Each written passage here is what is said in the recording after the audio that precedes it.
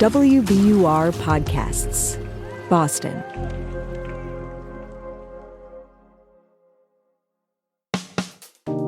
I'm Daryl C. Murphy, and you're listening to The Common.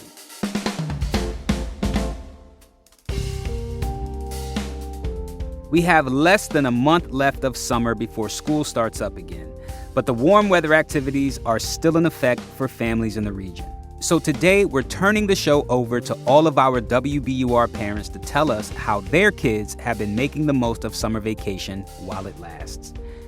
Also, they share how they are balancing all that fun with the practical and emotional complexities of parenting. We're going to kick things off with On Point host Meghna Chakrabarty and her kids, who sent us this dispatch from Central Oregon's Deschutes River.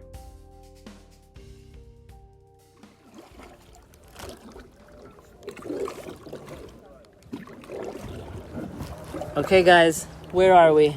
The Deschutes River. Yeah! And what are we doing? Fun. We are rafting.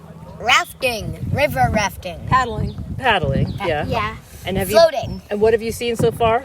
Deer, duckies, birds, water, ducks. ducks, geese, grass. And we went on a really cool Rope swing. Rope swing, yeah. On the side of the river. And I belly flopped and it still stings. And did you see an osprey? Yeah. Yeah, on the beginning. It's so fun. And what does the water look like and feel like? It's clear and My cold. stomach Nice. still stings from belly flopping. The water is really cold, but it feels nice once you get in.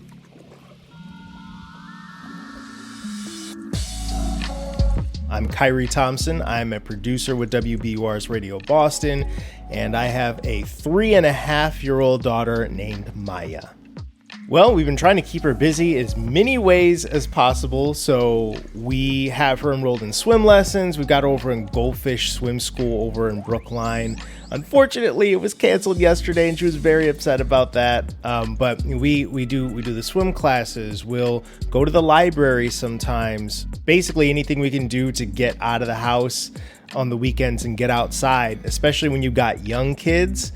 That's the best thing to do is like, don't just go home and watch the TV, right? Like get out and let them get their energy out. So they're easier to put down. So that's what we've been trying to do is take advantage of the extended daylight hours and let her run off some of that wild energy she's got.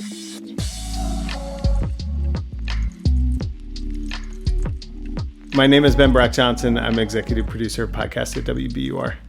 So every summer now that my kids have graduated from daycare, we have to figure out what to do with them all summer long. And this summer, we are sending them to a litany of camps all over Central and Western Mass. I learned this week, after putting them on a bus to a YMCA camp that we had never sent them to before, that they did archery, which was exciting to think of 6-year-olds doing archery. I think the complexity for parents is that these camps cost money. You can spend easily $1,000, $1,500 per week per kid, which is not cheap.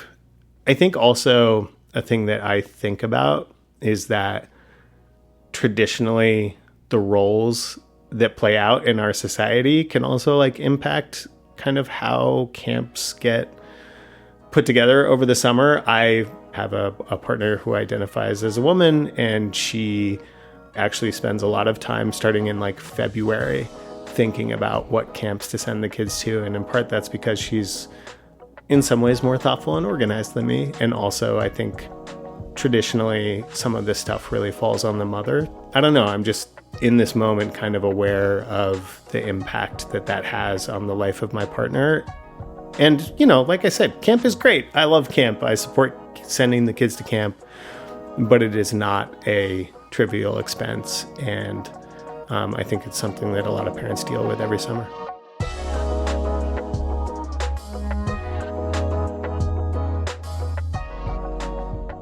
I'm Tiziana Deering. I'm the host of Radio Boston here at WBUR.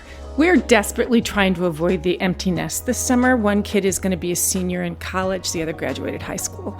So we've picked 2 places to go on vacation this summer that we know they loved as kids and that are easy for them to drive to from their summer jobs so that they will come be with us. Because after this summer, we may not get to have them together again as a whole family, and I can't stand that thought. So we are just trying to hold on to them for as long as we can.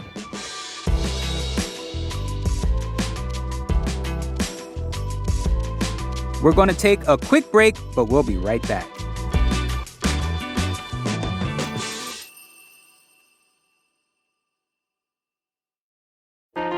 Politics has never been stranger or more online, which is why the politics team at Wired is making a new show, Wired Politics Lab. It's all about how to navigate the endless stream of news and information and what to look out for. Each week on the show, we'll dig into far-right platforms, AI chatbots, influencer campaigns, and so much more. Wired Politics Lab launches Thursday, April 11th.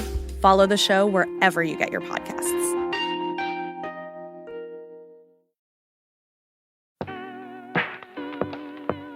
And we're back. Hi, I'm Chloe Axelson, and I'm the senior editor of Cognoscenti, WBUR's ideas and opinion page. And this summer, my kids, I have 3 of them, are doing a ton of camp. So I've been packing a ton of lunches and a lot of snacks and using up bottles and bottles of sunscreen. After camp, I usually give them a little break from the heat, and then I kick them outside again and make them play with our puppy, or we go for a bike ride or take a walk or have a catch. I'm also a big believer in the power of water to just make everything better. It cools people off, obviously, but it also just eases sibling rivalries and annoyances. So we've been making lots of trips to the pond near our house and also to the pool. And every so often, I will just convince my 6-year-old to get into the bathtub, which just instantly makes her happier. I love the summer. I never want to wish these days away, but I do think that especially in Boston, there's so much pressure to get it all in while the weather's good.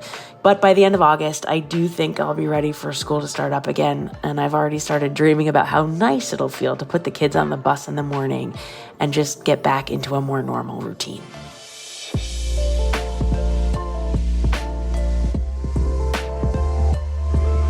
My name is Naomi Sobel, and I'm a Senior Leadership Gifts Officer here at WBUR. This summer, every Thursday, my preschooler and all her friends from Pine Village walk over at 5 o'clock after school's over to Loring Greeno House in JP.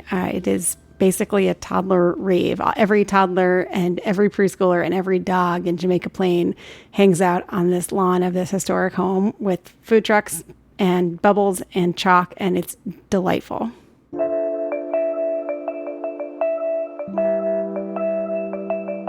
I'm Jeff Cohen. I am WBUR's managing producer for local news. My kids are having the summer of their lives. My older daughter is in Spain, and she's there because when I was in high school, I did a short exchange program. This is 30 some odd years ago, and we're still very much in touch with our exchange family from back then.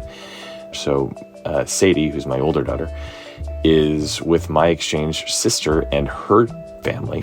And then actually in a couple days, Sadie and the young woman Laura, who is her exchange partner, are coming to spend a month with us in the US. So that's super exciting. And also makes me feel all kinds of feels because it's just awesome that she's part of the same exchange that I was part of 30 years ago. My younger daughter, Eva, is in her last year of camp up in Vermont, and camp is her happy place. She spends, I would say, 3 or 4 months in advance of camp packing. Not actually packing, but just getting excited.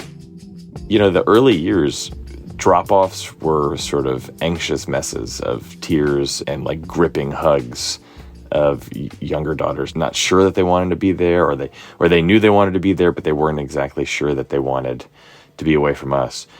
Now it's like, Dad, please don't even like slow the car down. Just I'll get out and just keep moving on, please. We're at the point where, you know, I've got a rising senior and a rising junior, and soon enough they're going to be in college. And I think camp has been one of the things that's helped prep the entire family for, you know, independence. It's always hard when like your kids are young and you think when they're babies or toddlers, I'm like, oh my lords, at some point this kid's going to go away, right? And it's kind of heartbreaking. Now when your kid's 17 or 15, it makes sense. And being away for a few summers has helped them, I think, know that they can be without us. That's really the biggest thing I love about camps and exchange programs for kids their age.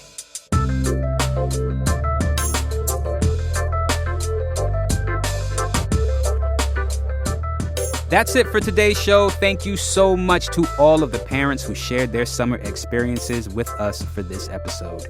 And listen, September is just around the corner, so we want to know, how is your family getting ready for the new school year?